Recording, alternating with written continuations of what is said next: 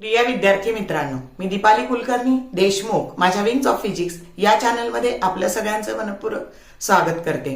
तर आपण केमिस्ट्रीच्या पेपरसाठी IMP question बघतो आहोत। आपला चॅप्टर आहे सॉलिड स्टेट आणि प्रश्न आहे बघा, भाग आहे आपला 5वा भाग आणि जवळपास हा भाग संपला ना की त्याच्यात मॅक्सिमम मी सॉलिड स्टेट चॅप्टर कव्हर करण्याचा प्रयत्न केलेला आहे। म्हणजे अगदी हे सगळे भाग एकत्र करून पाहिले तर 20-25 मिनिटांमध्ये तुम्हाला सॉलिड स्टेटची तुमची रिव्हिजन होणार आहे। तर आता बघा, प्रश्न असा विचारला जाईल, डायमॅग्नेटिक सॉलिड आणि पॅरामॅग्नेटिक सॉलिड यातला डिफरन्स विचारतील किंवा डायमॅग्नेटिक सॉलिड फेरोमॅग्नेटिक सॉलिड याच्यातला डिफरन्स विचारतील का? तर ज्या प्रॉपर्टी पॅरामॅग्नेटिक सॉलिड मध्ये आहे त्याच थोड्या जास्त प्रमाणात फेरोमॅग्नेटिक मध्ये आहे। किंवा तुम्हाला dash dash is a diamagnetic solid, dash dash is a paramagnetic solid, dash dash is a ferromagnetic solid असा पण एमसीक्यू येऊ शकतो, याची डेफिनेशन येऊ शकते। तर काळजीपूर्वक ऐका।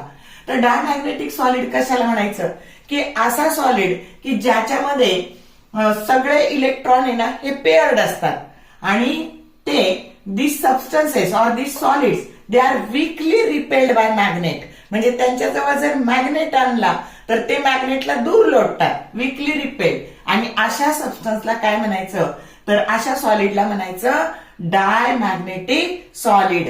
आता पॅरामॅग्नेटिक सॉलिड मध्ये काय असतं तर यांच्यामध्ये अनपेअर्ड इलेक्ट्रॉन्स असतात आणि मग अनपेअर्ड इलेक्ट्रॉन असल्यामुळं त्यांच्यामध्ये नेट मॅग्नेटिक डायपोल मोमेंट असते।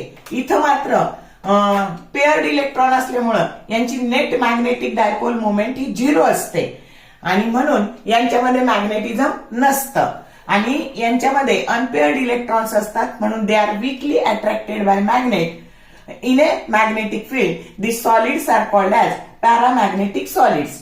आणि फेरोमॅग्नेटिक सॉलिड यांच्यामध्ये large number of unpaired electrons असतात आणि they all are attracted strongly by magnetic field. आणि अशा सॉलिड्सला कोणतं सॉलिड म्हणायचं फेरोमॅग्नेटिक सॉलिड्स। आणि परमनंट मॅग्नेट बनवायला फेरोमॅग्नेटिक सॉलिड हे वापरलं जातं। मग आता याची उदाहरणं काय बघा, तर नायट्रोजन, फ्लोरीन, NaCl, त्याच्यानंतर म्हणजे सोडियम क्लोराईड, त्याच्यानंतर H2O आणि बेन्झीन हे कशाचे उदाहरणं आहेत डायमॅग्नेटिक सॉलिड्सचे। त्यांच्यानंतर oxygen, copper ion, ferric ion, chromium ion हे सगळे कशाचे उदाहरण आहेत पॅरामॅग्नेटिक सॉलिडचे। आणि फेरस, कोबाल्ट, निकेल, गॅडोलिनियम आणि chromium dioxide all are the example of ferromagnetic solids. समजलं का? आता बघा, ह्या चॅप्टर मध्ये डेन्सिटी ऑफ मेटल काढण्याचा फॉर्म्युला आहे N/A³ into M divided by NA। हा फॉर्म्युला चांगला करा, याच्यावरचं न्यूमरिकल तुम्हाला येऊ शकतं। मग आता याचे मिनिंग बघू आपण।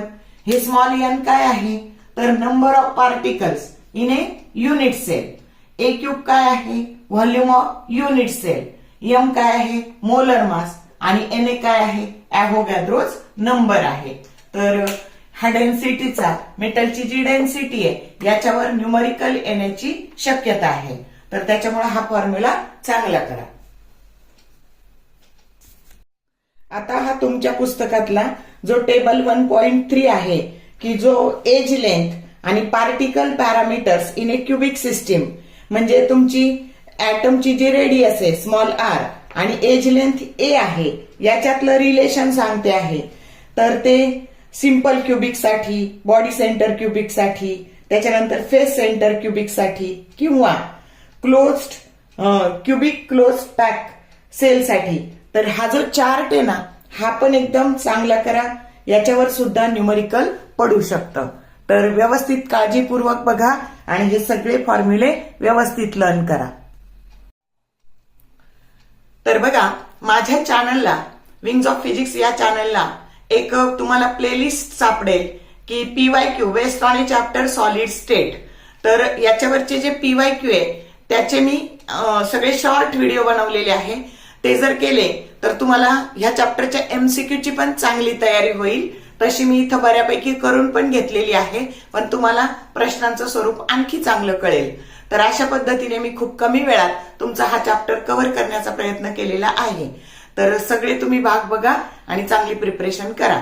व्हिडिओ आवडला लाईक करा, शेअर करा, कमेंट टाकायला कंजूशी करू नका. चॅनलला सबस्क्राईब केलं नसेल तर सबस्क्राईब करा, जेणेकरून येणाऱ्या व्हिडिओचे नोटिफिकेशन तुम्हाला मिळत जातील. All the best for your study and thank you for watching this whole video.